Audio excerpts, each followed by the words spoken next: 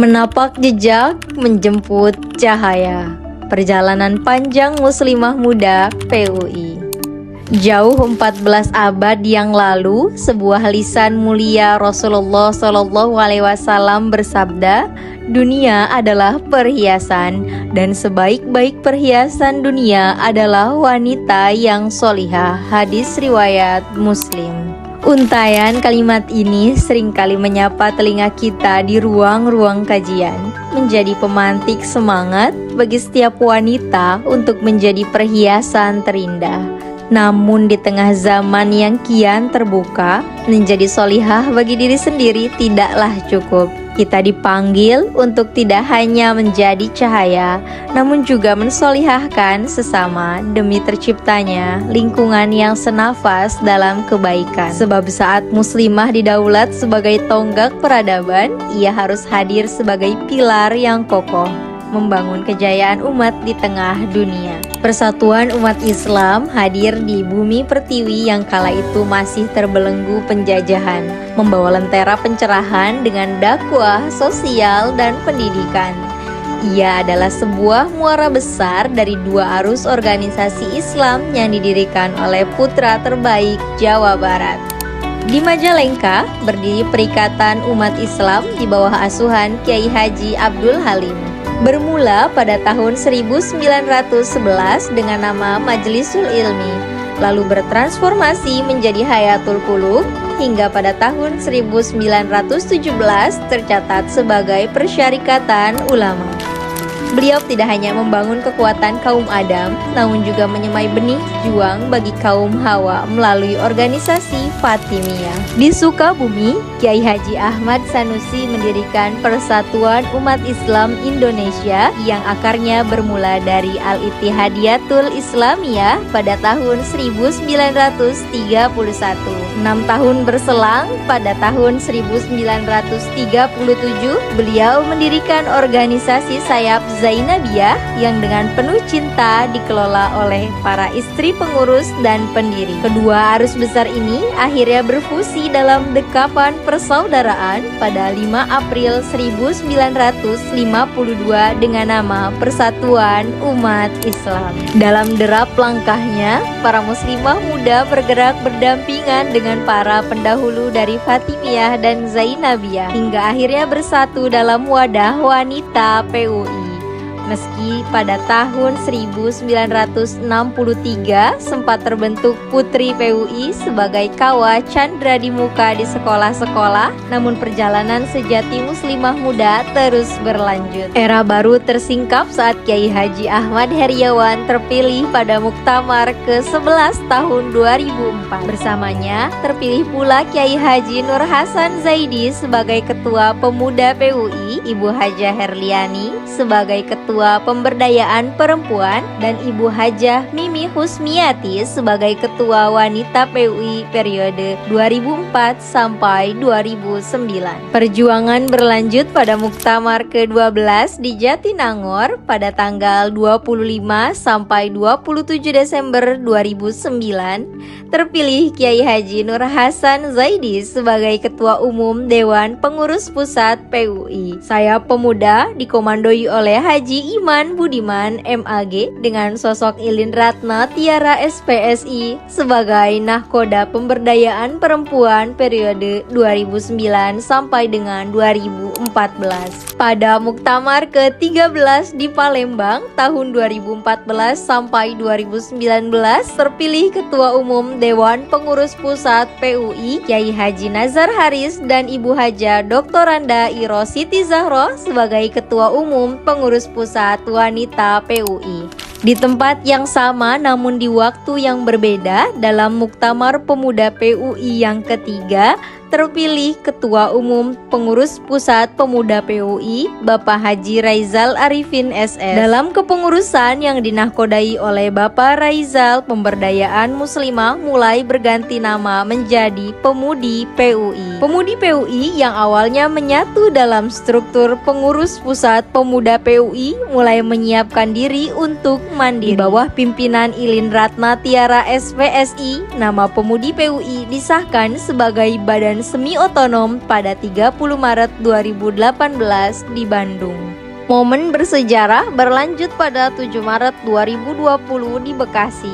Musyawarah Nasional Pengurus Besar Pemudi PUI menetapkan kembali Ibu Ilin Ratna Tiara sebagai Ketua Umum. Di bawah restu Majelis Syuro, Pemudi PUI diberi mandat besar menjadi badan otonom. Pada 11 November 2020, kepengurusan ini resmi beralih induk dari Pemuda PUI ke Wanita PUI dan dilantik khidmat pada 6 Desember 2020 di Bandung.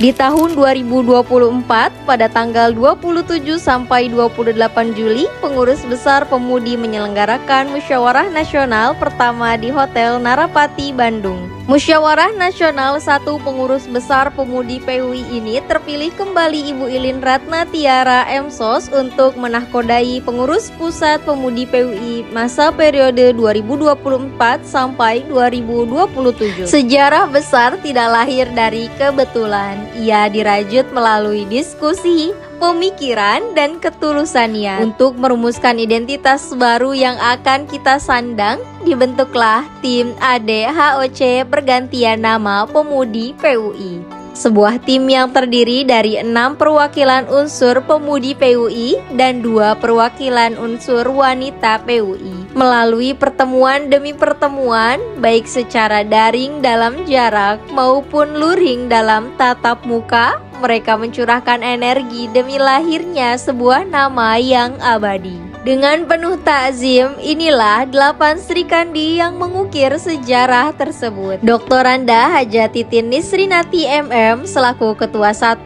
Pengurus Pusat Wanita PUI, Haja Agustin Kurniawati SPD selaku Ketua Bidang Kaderisasi dan Pengembangan Wilayah, Ilin Ratna Tiara SPSI selaku Ketua Umum terpilih Pengurus Besar Pemudi PUI periode 2024 sampai 2027. Rias Yayuk Basuki SEME selaku Ketua Departemen Humas dan Media periode 2020 sampai 2023. Yanti Rusmiati SPDI selaku Ketua Umum Pengurus Wilayah Jawa Barat Pemudi PUI periode 2024 sampai 2027. Lucy Agustina MAG selaku Ketua Umum Pengurus Wilayah Sumatera Selatan periode 2021 sampai dengan 2024. Dais Bayanah SPD selaku Ketua Umum Pengurus Daerah Ciamis periode 2024 sampai dengan 2027. Erni Kurniawati SPD selaku Ketua Umum Pengurus Daerah Majalengka periode 2024 sampai dengan 2027. Melalui diskusi panjang yang dihadiri oleh para anggota tim ADHOC Perubahan Nama, hadir pula Hajah Ledia Hanifa Amalia,